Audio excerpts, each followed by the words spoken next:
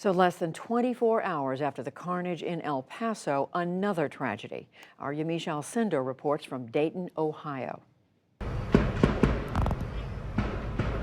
30 seconds, 9 shot dead, and a community reeling from yet another mass shooting.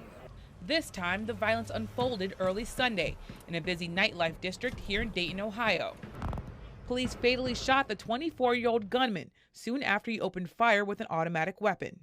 He was just steps away from entering a popular bar, Ned Pepper's, in the city's Oregon district. Anthony Reynolds had just left the bar when the shooting began. I know it's gunfire, so I'm looking around and I'm like, okay, what's going on? But then you hear right after that, it's just repeated like shots, like high power shot, boom, boom, boom, boom, boom, boom. So we just start really running. I'm grabbing my cousin, we running, and I just start yelling at the people in front of me, like that's a mass shooter. At one point, he was just 10 feet away from the shooter. The shooter's own sister is among the dead. The motive is still unclear. Dayton Mayor Nan Whaley said the quick response by the Dayton police prevented scores more from dying. I'm completely grateful for the Dayton Police Department. 6 police officers, 5 of whom have been on this force for only 3 years, ran toward the shooter heroically, not with the kind of weapon he had, but with the weapons that we've given to them to stop this, and they did that in 24 seconds. The shooter wore full body armor and carried a .223 caliber rifle with magazines holding nearly 250 rounds of ammunition. Hours later, police tape outlined the epicenter of the massacre. Yellow cones marked the 41 shell casings found in the area. A pile of mismatched shoes scattered the sidewalk, evidence of the rush to escape the scene. Also in the aftermath, shock, sadness, and calls for action.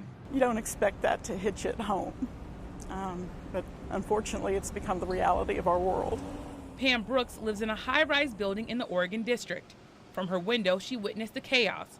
She now feels moved to personally push for change.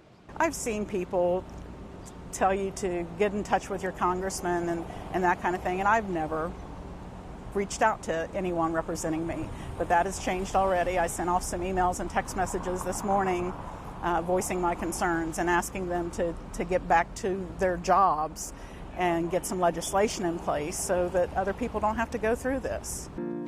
Hallelujah.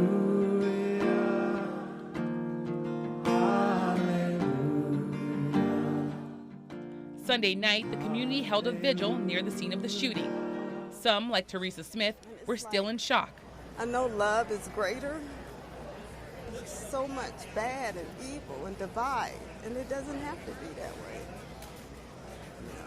All of these people are innocent people who just want to live and enjoy life, and it's like it's being cut down.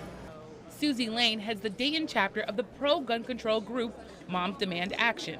She hopes the mass shootings will spur both Congress and Ohio legislators to act. Right now in Congress there is a universal background check law that the House has passed, and the Senate has not taken it up yet. That's a first step.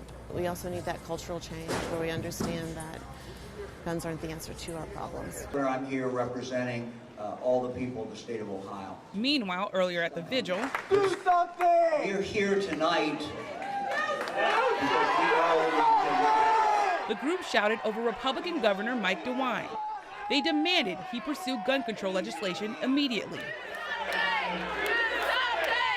After the vigil, DeWine told a Columbus Dispatch reporter that he is open to discussing gun control policies, like expanded background checks. That willingness to enact some reforms was shared by other Ohio Republicans. GOP Senator Rob Portman Sunday. There aren't enough laws. And in fact, no law can correct some of the more fundamental cultural problems we face today as a country.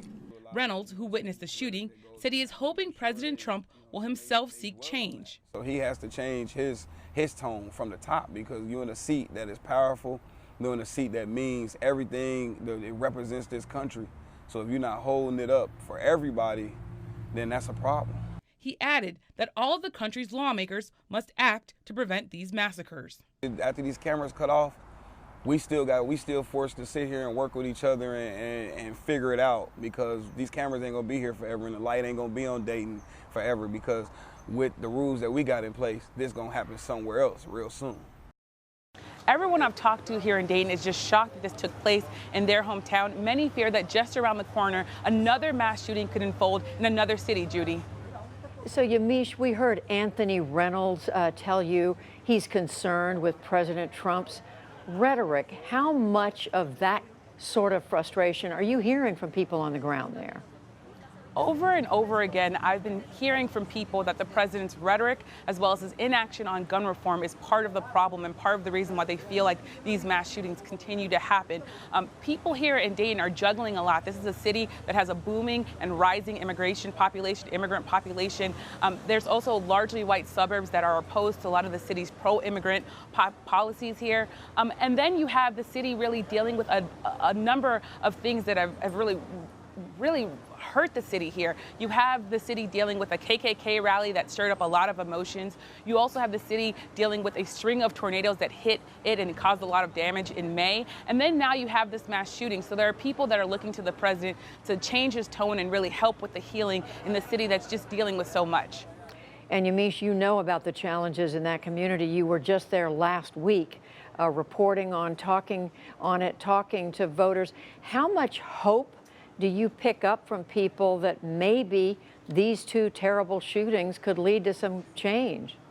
People here definitely want to see change, but they don't feel as though there's going to be a lot of change. And that's mainly because people have been telling me after Newtown and after the shooting in Parkland, Florida, people thought there was going to be this big momentum and that Washington was going to pass all sorts of gun laws, and that just didn't happen. So now they're hopeful that lawmakers will at least hear their voices, but they're not sure whether or not they'll actually be able to really make real change. Yamiche Alcindor reporting for us tonight from Dayton, Ohio. Thank you, Yamiche.